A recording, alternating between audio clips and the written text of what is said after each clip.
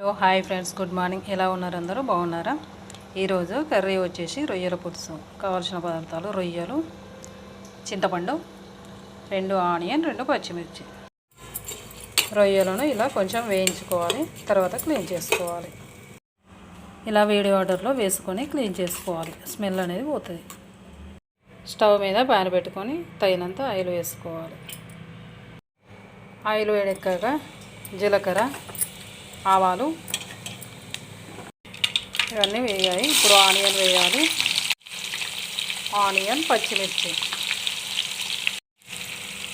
పచ్చిమిర్చి ఇలా వేయించుకోవాలి.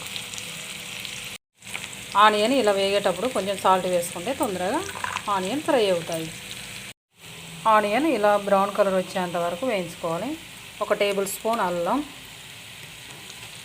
ఇలా కలుపుకోవాలి. పచ్చి ధనియాల పొడి 1 టేబుల్ స్పూన్, తగినంత పసుపు వేసుకోవాలి. ఇప్పుడు రొయ్యలు వేసుకోవాలి. ఇలా కలుపుకోవాలి. ఇలా బ్రౌన్ కలర్ వచ్చేంత వరకు వేయించుకోవాలి రొయ్యలు.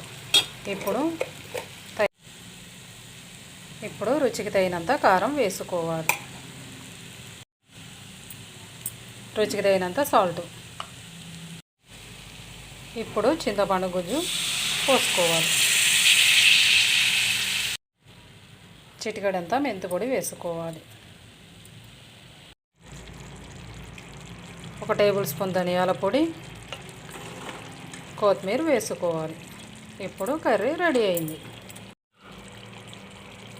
ఇలా ఆయిల్ పైకి వచ్చేంత వరకు కర్రీ ఉంచుకోవాలి. ఇప్పుడు ఆఫ్ చేసుకోవాలి స్టవ్. ఎండు రొయ్యల పులుసు రెడీ.